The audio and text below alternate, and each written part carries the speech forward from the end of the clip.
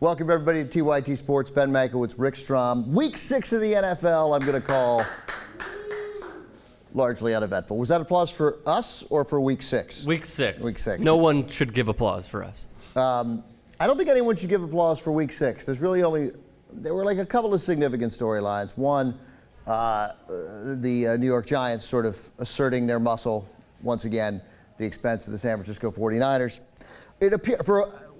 I believe we're going to find our jerk and Turk of the week in the Bills-Cardinals game, the game that America was paying attention to on Sunday. Everybody's talking about that game today. Yeah, it's the only game I watched. You probably didn't watch that game, Michael, because you were watching the 49ers and the Giants, I suspect.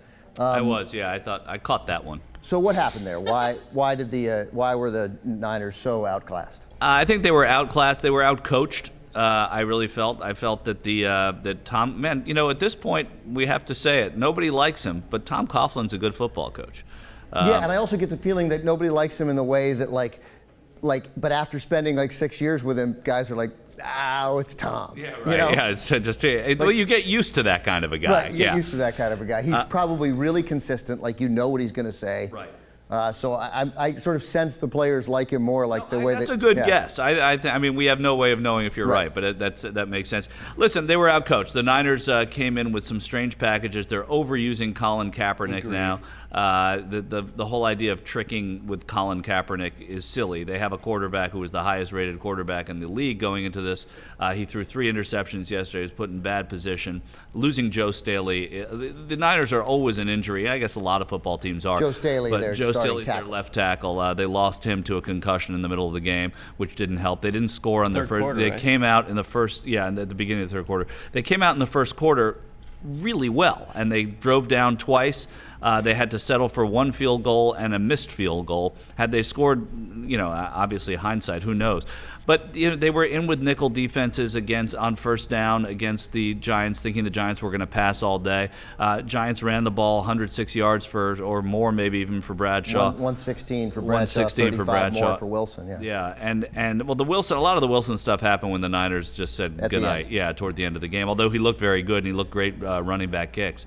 I just think that all the play calling on the side of the Giants, and the Niners have been doing a great job. Greg Roman's a good coordinator. He's been calling great plays. They just had a bad game plan for this game. They didn't seem prepared. I liken it to what happened at the debate with President Obama and Mitt Romney, as the Niners barely showed up and the Giants brought their game, that would indicate, in my mind, that now the Giants are going to go on to win the Super Bowl. Right. Well, yeah. Well, already the Giant people are saying that the Giants are better. So, that's what's happening. But hey, listen, it was a bad loss for the 49ers, and I think it was a game that they've been looking at as soon as that schedule came out because of what happened in the playoffs last year. And the Giants right now are still the world champions. They're a better team than the 49ers. What's amazing is if you look at the standings that the Niners here. I mean, there's 10 games left. Like, I mean, if this were baseball season, we'd be like, oh my God, 3 teams tied for first with 10 games left. What a race! And here we are with the Niners, Cardinals, and Seahawks all at 4-2. Yeah, no, it's amazing. And all 4 teams in the division lost. The Seahawks won yesterday, but the Rams and Cardinals lost. If the Niners would be in third place, or tied for third if the Bills hadn't won that game yesterday. So it's a strange thing that's happening in that division. Niners play this Thursday against Seattle. I would guess you're going to see a different team come out than came out yesterday, but who knows? I'll be there. That game's in. Oh, you're going to go? Yeah, I'm going. That game's in San Francisco. I think you're going to see, certainly, although the Giants obviously played a terrific defensive game yesterday as well, but in that Seattle-San Francisco game, you're going to see the 2 best defenses in the NFC. Yeah, I think so. And the Niners also abandoned the run yesterday, so I think you're going to see a lot more running against Seattle than you saw. Frank Gore didn't play after the 21-minute mark of the game.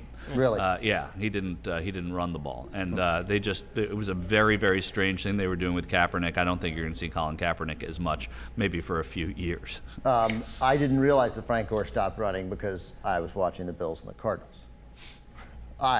Like the rest of America. Well, I was going to say, you know how many people are walking around America saying that today? Yeah. All right. Well, thank you for that. That's your Niner analysis brought to you by Michael Shure. EPM.